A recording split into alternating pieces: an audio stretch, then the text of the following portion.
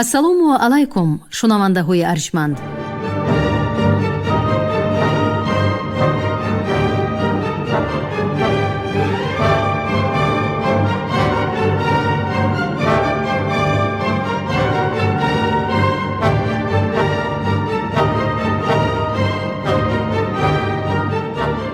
ба таваҷҷӯҳи шумо гуфтор аз силсилаи хониши адабӣ. қироати китоби президенти ҷумҳурии Тоҷикистон муҳтарам Эмомалӣ Раҳмон «Тоҷикон дар оинаи таърих аз ориён то сомониён». китоби сеюм, гуфтори 50.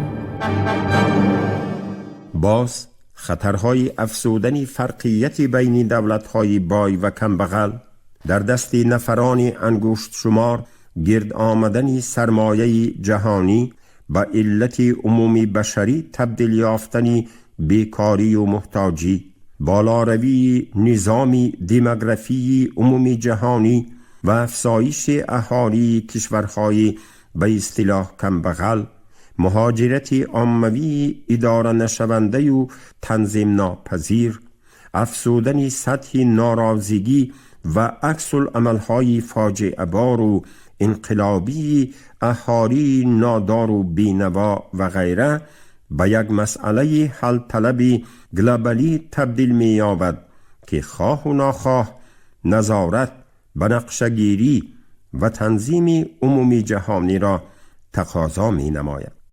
اضافه بر همه این، خطرهای طبیعی و اکولوژی و فلاکت‌های غیر چشمداشت از قبیل زلزله، آبخیزی، تندباد و طوفان‌های شدید، بلندشوی حرارت و آبشوی پیریخ‌ها، خشکساری یا بارانگری‌های از معیار افزون و غیره، موافق معلومات سازمان ملل متحد و یونسکو سال تا سال برای انسانیت خطرهای بیشتری گلوبالی ایجاد کرده صدها میلیارد دلار امریکایی ضرر می‌رساند. تنها به یاد آوردن آفت زمین جنبی‌های شدید در شهر بمی جمهوری اسلامی ایران و در شهر مظفرآباد جمهوری اسلامی پاکستان و زلزله طوفان‌های فلاکتبار اقیانوس هند در قلمرو اندونزیا، بر اثر آن 200,000 کس قربان شدند و طوفان‌های اقیانوس اتلانتیک با عنوان کاترینا و روتا در ایالات متحده امریکا برایمان کافی است که ضرر اقتصادی آنها را کارشناسان بیش از 120 میلیارد دلار امریکایی ارزیابی کردند. حالانکه خطر گرسنگی، نرسیدن آب نوشاکی، کاهش مساحت زمین‌های کشت و ذخیره‌های غذا، سال تا سال خراب شدن وضع محیط زیست و افلاس شوی هوا، افزودن بیماری‌های سرایتی و ده‌ها عامل‌های طبیعی و اجتماعی، مشکل‌های عمومی بشری میباشند که ضرورت همدستی و فعالیت مشترک و همکاری‌های مستقیم کل دولت‌های و کشورها را پیش می‌گذارند. خطرهای گلوبالی ذکر شده با مقیاس و اندازه بزرگشان حتی از قدرت یک یا یک چند دولت ابرقدرت بیرون بوده، متحد نمودن اقتدار و امکانیت‌های کلی دولت‌های عالم، براه انداختن رابطه مصالحت آمیز و میل و اراده نیکی حل مشکلات و خطرهای عمومی بشری را به خاطر صلح و امنیت و بی خطری آینده سیاره تلقین می کنند. وگرنه بنبست و یا ورطه آخرین فناشوی در پیشاروی انسانیت چون یک چشم حریص طعمه واپسینش را انتظار است. بهترین موجود آفریدگار و خلیفه عزیز و گرامی او خود را با همه افضلیت و دستاوردهایش رو به ورطه نیستی میبرد. همان مسئله و یا مشکلات حیات و ممات، بودن یا نبودن که در پیشاروی انسانیت هزار سالها باز قرار دارد، اکنون در ترکیب سلاح هسته‌ای و تخریب کاری بی امان به گهواره همزیستی آدمان یعنی زمین تهدید می نماید. به این معنی که یا مرا به نفع خود خردمندانه و عاقلانه استفاده می نماید، یا من کلی موجودات زنده جنبه حیات و هستی انسانیت را در سراسر سیاره کاملا از میان می برم. جراحت‌های مدهش سیاره ما از اثر دو جنگ بزرگ جهانی که حیات زیاده از 60 میلیون آدمان را ربوده بود هنوز شفا نیافته است. انسانیت از زمان پیدایش عالم این گونه جنگ‌های خانمانسوز و فاجعه مدهش عمومی جهانی را از سر نگذرانیده بود. جنگ دوم جهانی از روی مقیاس و اندازه دهشتناک ترین جنگ تاریخ بشریت بوده. در آن بیش از 72 دولت‌های خرد و بزرگ عالم شرکت ورزیدند و دامنه عملیات‌های حربی به حدود 40 دولت جهان وسعت یافتند. در نبردهای دامنه‌دار این جنگ بیش از 110 میلیون افسران و سربازان سفربر شده، تقریباً 30 میلیون آنها در زد و خوردهای خونین هلاک گردیدند. از روی حساب کارشناسان ضرر عمومی این جنگ به 4.5 تریلیون دلار امریکایی رسیده. در نتیجه کشورهای زیاد خراب، بیشتر از 50 میلیون آدم قربان و صدها میلیون اهالی مملکت‌هایی که به گرداب جنگ کشیده شده بودند به محرومیت و محتاجی‌ها گرفتار گردیدند. ترکیش بمب‌های یدرایی در هیروشیما و ناگازاکی باری دیگر نشان دادند که سلاح‌های هسته‌ای و راکت‌های دور پرواز و میان پروازی بالستیکی قادرند جوهر حیات را از روی زمین نیست کنند.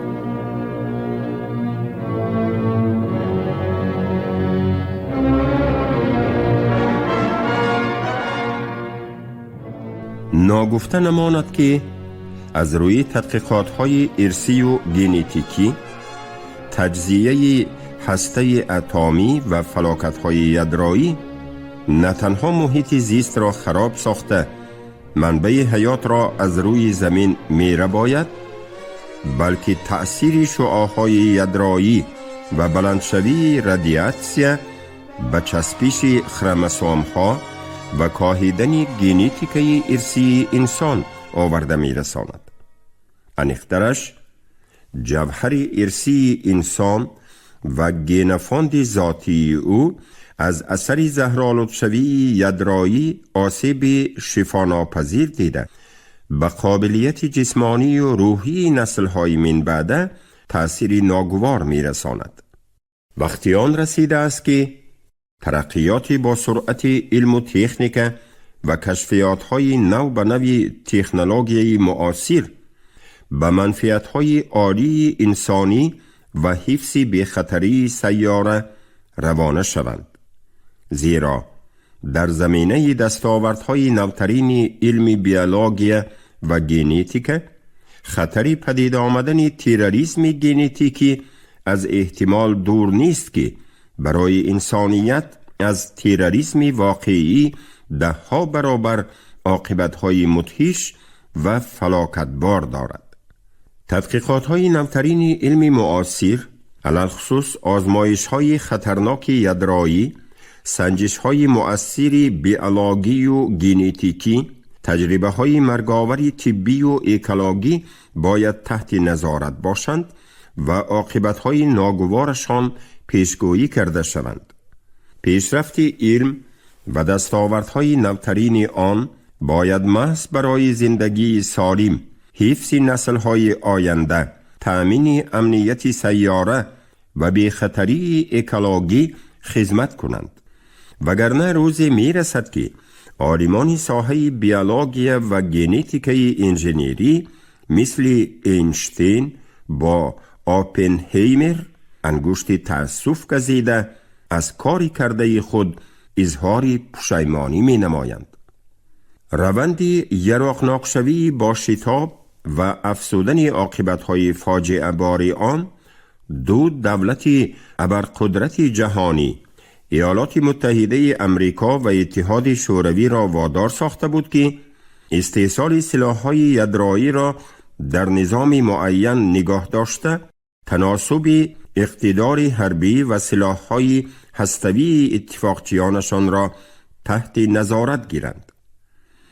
ولی امروز که بر اثر وسعتیابی نظام یک خطبه جهانی برای کشورهای ابرقدرت غرب رقیب توانا وجود ندارد، اختراع و آزمایش سلاح‌های یدرایی به طور آشکار و نهان باز می افزاید. در نوبت خود کشورهای صاحب قدرت نوخیز نیز برای حقوق و صلاحیت خود در بابت دسترس و استفاده کردن نیروی اتم با مقصدهای آسایشته تلاش نموده به سلاح یدرایی و آزمایش آن دست می‌یابند که این عامل نظام نظارت یراق‌های هسته‌ای و رعایت شرطنامه‌های بین المللی را تا رفت دشوارتر می‌گرداند. اقتدار سلاح‌های موجوده یدرایی از روی اندیشه کارشناسان امروز به یک چند مراتبه نیست کردن منبع حیات در روی زمین قادر باشد هم با وجود این روند سلاحناک شوی به جای کم شدن در میان دولت‌های ابرقدرت جهان تا رفت می افزاید. موافق تحقیقات کارشناسان تنها برای کشفیات‌های نوی علمی از جمله کشفیات‌های ساحه یدرایی جهان غرب سال 1980 تقریباً 240 میلیارد دلار صرف نموده باشد، این رقم سال 2000 به 360 میلیارد دلار امریکایی برابر گردید.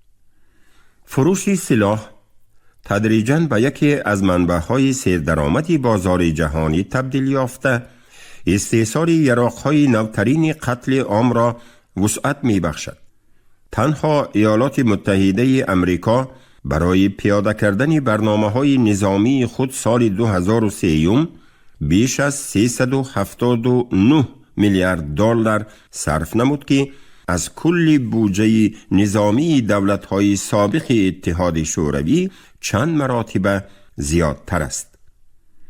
موافق معلومات انستیتوت تحقیقاتی امنیت بین الخلقی استکهلم، بیش از 37% خرج عمومی بودجه حربی جهانی به ایالات متحده امریکا راست می آید. بیهوده نیست که سرمایه‌دار مشهور جهانی جورج سوروس از اقتدار حربی روزافزون امریکا و تأمین امنیت جهانی به تشویش افتاده چنین می نویسد: Никакой режим не в состоянии выжить, опираясь исключительно на военную силу. Миром, безусловно, не должны править военные. Я полагаю, наше военное превосходство достаточно велико для того, чтобы подумать о других проблемах, а не только об увеличении военных расходов.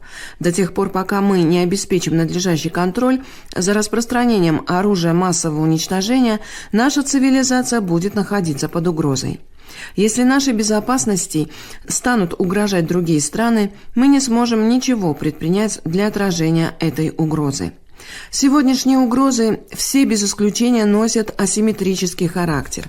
Мы не можем защититься от этих угроз, увеличивая военное превосходство над другими государствами. Война против терроризма требует международного сотрудничества и всесторонних международных инспекций. Чтобы обеспечить последние условия, Соединенные Штаты должны отказаться от односторонней гегемонии и превратиться в лидера многостороннего соглашения по защите мира от нарушений закона. Холодная война завершилась, поэтому понятие сверхдержавы перестало быть тождественным понятию лидера свободного мира. هرچند خطری گلوبالی سلاح یدرایی و اقتداری به امثال آن برای محو موجودات زنده و عموماً منبع حیات در روی زمین عیان باشد هم، اختراع نوعهای مدهشتری آن در کشورهای غرب و شرق پیوسته ادامه دارد. تنها همین را یادآور شدن کافی است که در آغاز عصر 21 بیش از 44 کشوری پیشرفته جهان تکنولوژی استئصال سلاح یدرایی را از خود نموده است. خطای ناچیزترین هنگام سر و کار گرفتن با سلاح یدرایی می تواند باعث فلاکت مدهش عمومی جهانی گردد و به حیات آدمان سیاره خطری مرگاور پدید آورد. مشق‌های مشترک نظامی دولت‌های ابرقدرت و به آزمایش و استئصال سلاح یدرایی رو آوردن چندین کشورهای نوی عالم باشد، خطر یراقناک‌شوی گلوبالی را باز هم بیشتر افزوده، تمایل دیگرگون ساختن ترتیبات موجوده جهانی و دستیابی را به سلاح‌های نوترین قتل عام تکان می‌بخشد. از این لحاظ به نظر ما در آغاز 1000 ساله سیوم یکی از وظیفه‌های مقدس بشریت ایمن داشتن سیاره از جنگ‌های نوی جهانی، سرزدن فلاکت‌های یدرایی، اکولوژی، دموگرافی، جنایت‌های ترانسمیلی، عملیات‌های دامنه‌دار تروریستی و اکستریمیستی و دیگر خطرهای مدهش گلوبالی میباشد.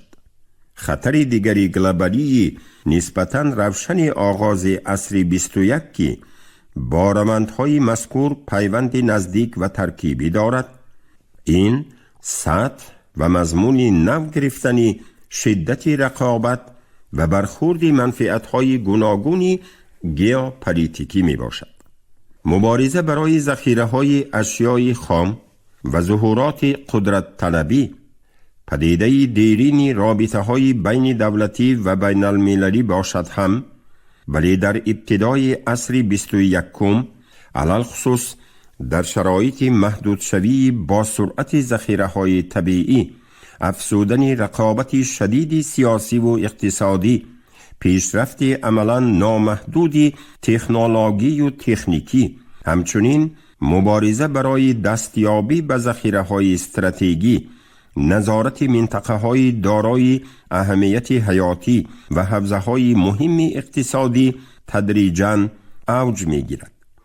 این رقابت قبل از همه در اطراف منطقه شرق نزدیک و آسیای مرکزی بالا می‌گیرد که طی سالهای آخر به نقطه بسا مهمی رقابت ژئوپلیتیکی و ژئواستراتژی قدرتخواهان جهان تبدیل یافته است.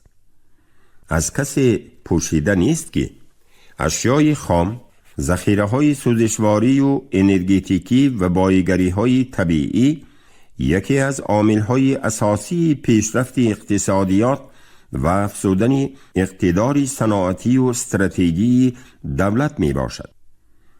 امروز پیشرفت ساحه‌های نوی علم و تکنیک و صناعت از جمله صناعت انرژتیکی اتمی، الکترونی، ایروکیهانی، شیمیایی، حربی و غیره، پیش از همه به ذخیره‌های انرژتیکی، فلزات سبک، میکرو المنت‌های کمیاب و اشیاءهای نادر طبیعی وابسته است.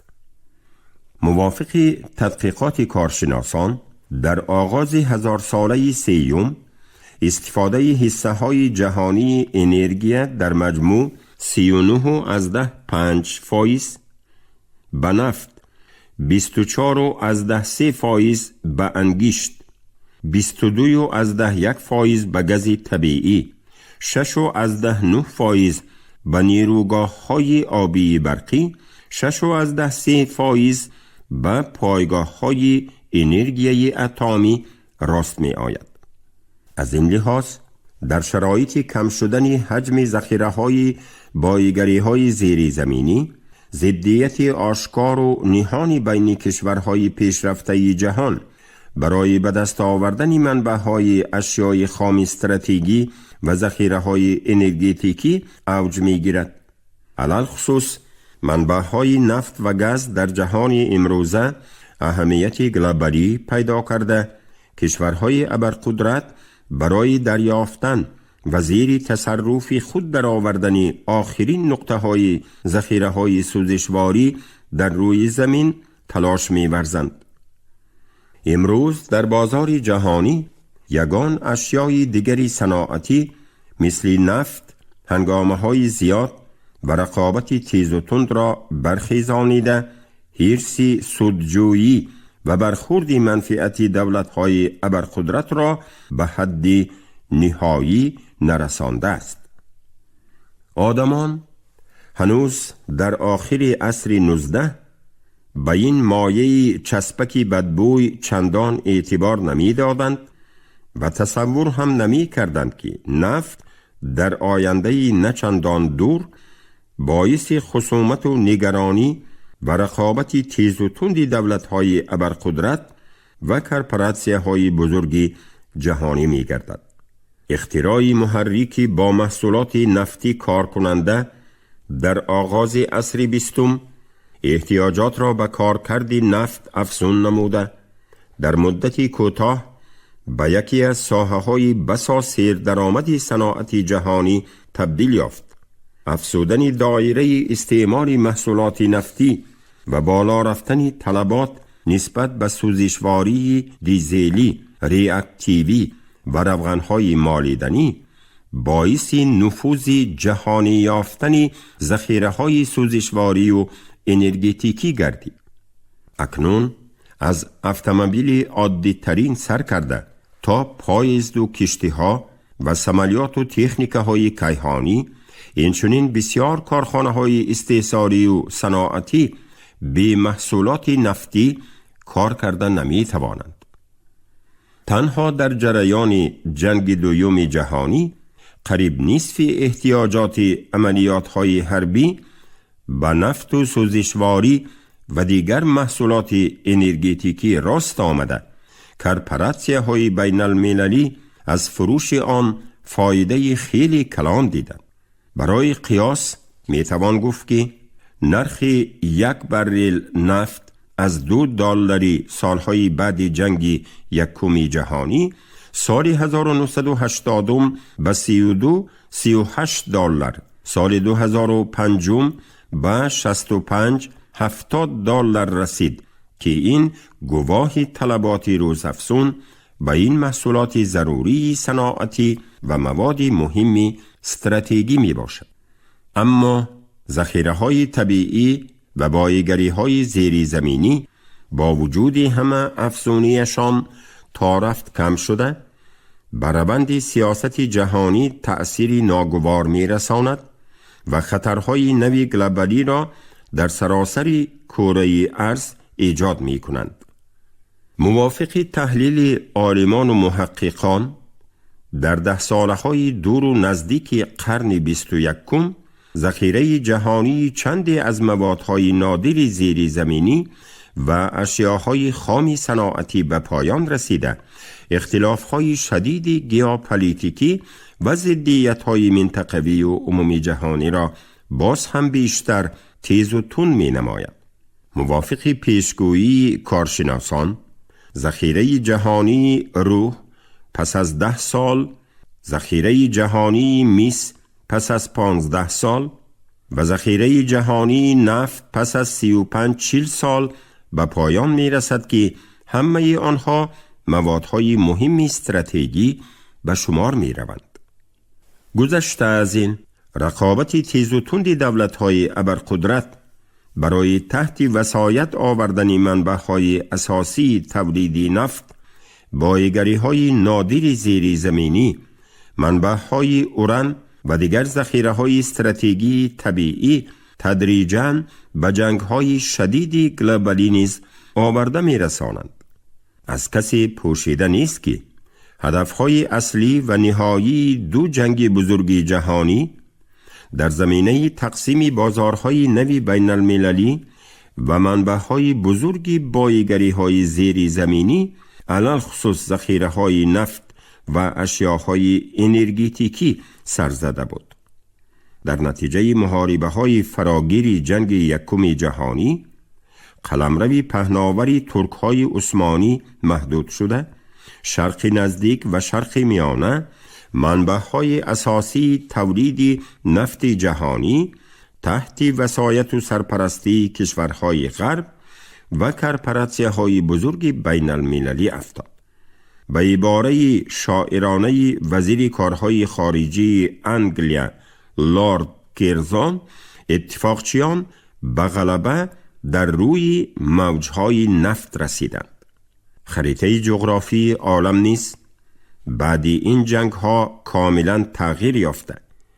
در روی زمین ده ها دولت های مستقل و نیم مستقل و دو سیستم سیاسی جهانی عرض هستی نمودند. از اثر تبدلات و تحولات و انقلاب های نوی جهانی در انتهای عصر 20 این مبارزه های آشتی ناپذیر برای قدرت و یکتازی ها باز هم تیز و تندتر شده، بهر تقدیر آینده انسانیت خطرهای مدهشتری را ایجاد کردند.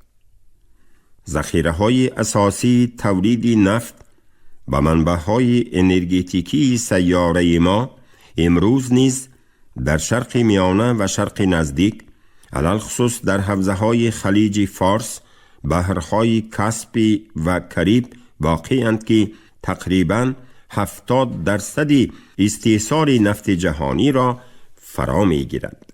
ناگفته نماند که در میان کشورهای پیشرفته غرب تنها صنعت ایالات متحده امریکا می‌تواند در زمینه ذخیره‌های نفت وطنی احتیاجات خود را قانع نماید. دولت‌های دیگری غرب باشند اشیای خام نفت را اساساً از کشورهای شرق میانه و شرق نزدیک، علل خصوص خلیج فارس خریداری می نمایند. موافق اندیشه کارشناسان، ذخیره‌های تولید نفت در این خلیج خیلی بلند و پرمحصول بوده، یک نقل به حساب میانه در یک شبانه روز از 700 تا 1300 تن اشیای خام می دهد، در صورتی که از چاه همسان آن در شتات‌های متحده امریکا تنها 4 تن نفت می کشند و بس. گذشته از این، ارزش اصلی 1 تن نفت حدود خلیج فارس با همه خراجات‌های استحصال و انتقالش نظر به نفت وطنی شتات‌های متحده امریکا 7 مراتب ارزان می افتد.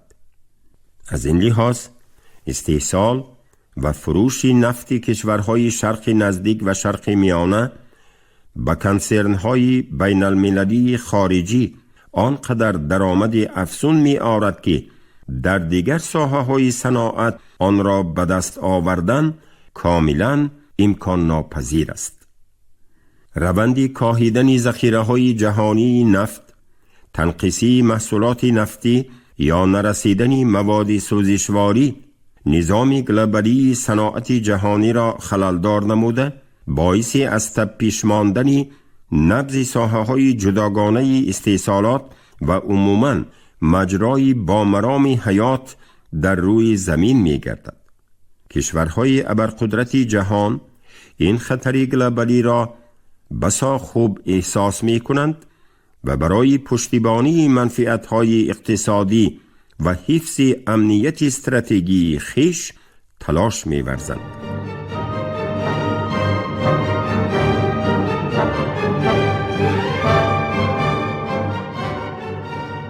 شنونده‌های گرامی، شما گفتار 50 رو از کتاب президенти ҷумҳурии тоҷикистон муҳтарам эмомалӣ раҳмон тоҷикон дар оинаи таърих аз ориён то сомониён шунидед. ровӣ ализода абдурашиди хуҷамқул, коргардон шералии навзалӣ. поёни гуфтор аз силсилаи хониши адабӣ. шод бошед.